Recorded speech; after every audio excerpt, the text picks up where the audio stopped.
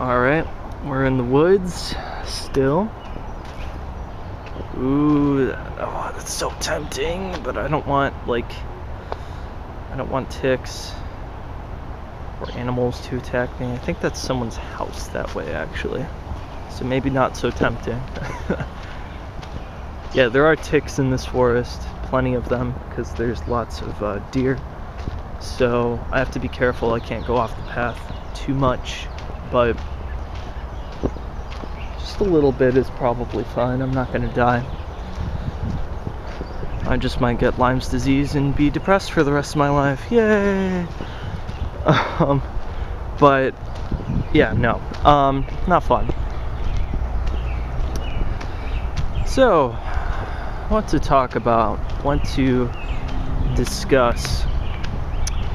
Well, I guess we could discuss philosophy, sociology, psychology, theology, all of the ologies, mythology. There you go. Those are all my favorite things to discuss. Mythology, maybe not so much. I'm not that interested in it. But, looks like a healthy tree to me. It's sad. Now it looks like good firewood.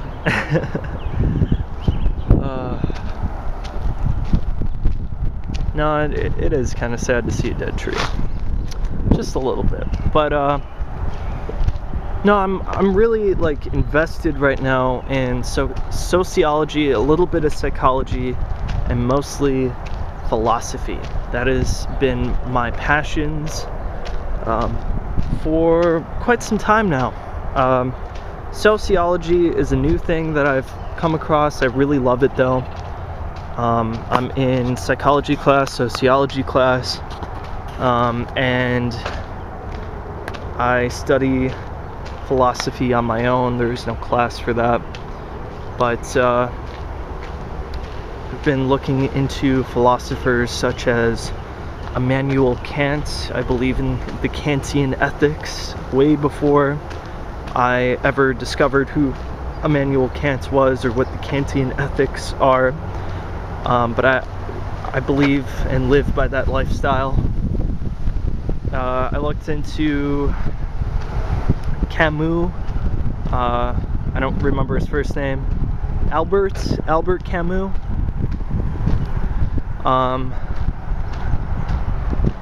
His stuff is interesting.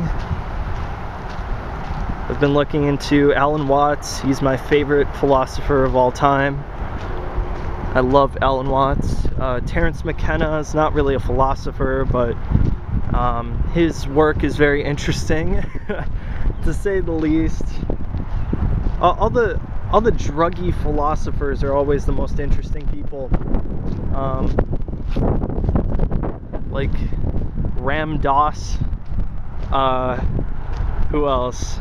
Who else do I listen to on occasion?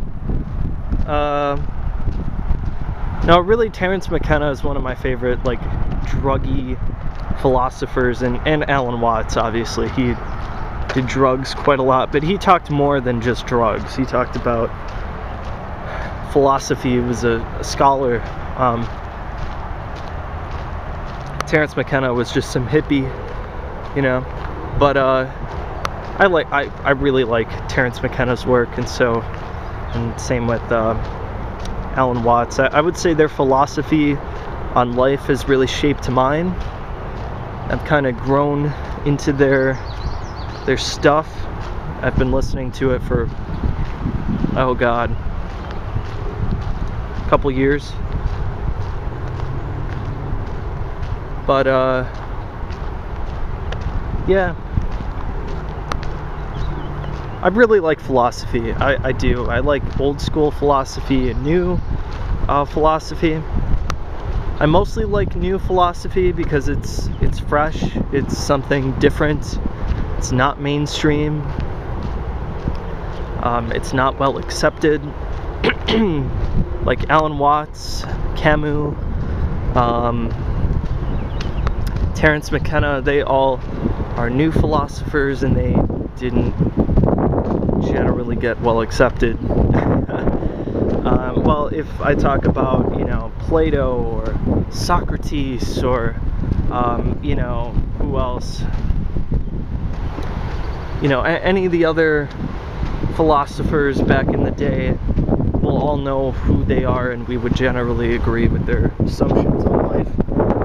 But, generally speaking, not 100%. But,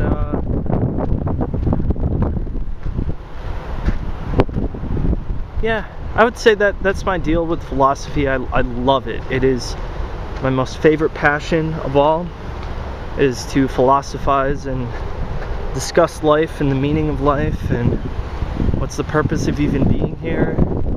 Hint, there is no purpose. Big hint, your life is meaningless. But, you know, yeah, I would say that's basically that. It's interesting. There's some construction workers out there.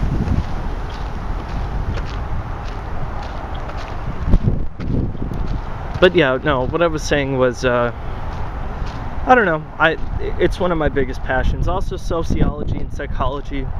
When you actually know those fields and you intertwine them into philosophy, you get some wild conclusions, my friend. Wild conclusions about life and about people and whether or not free will exists. I really don't believe it does. I think only small things we're able to control, but generally speaking, the events of our life are already said and done well ahead of time before we're even born. I think a lot of things are meant to happen. We have choices, but not many. That's essentially what I'm saying. So the choices that you think you have, if you actually have them, are the most important ones. They're usually the small choices, the very, very small choices, like how to deal with things and how to feel about things. You can manipulate your emotions in that way. That's one way to change it.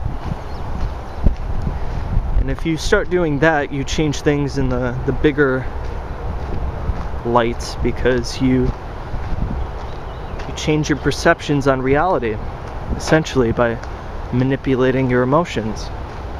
It's not easy. It's not something that, like, I can just tell you to feel happy or feel sad or angry or something. It's not that easy, but do things that make you happy and your world will be a happy place, essentially, is what I'm saying. And then your world will be perfect. Heaven on earth. But yeah, enough about that. I got rocks in my shoe. Roxanne, da da da da da da da da da. Roxanne, da da da da da. Sorry. Ugh.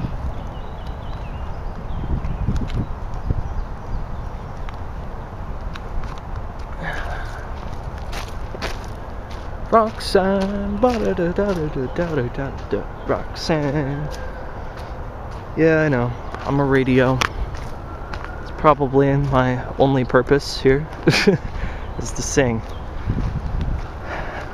But yeah. That's that. I'll see you all later talking about something else, something new, something interesting. Stick around and watch that when it comes out, the next video, whatever it is. I have no idea yet, but I'll figure it out. Peace out.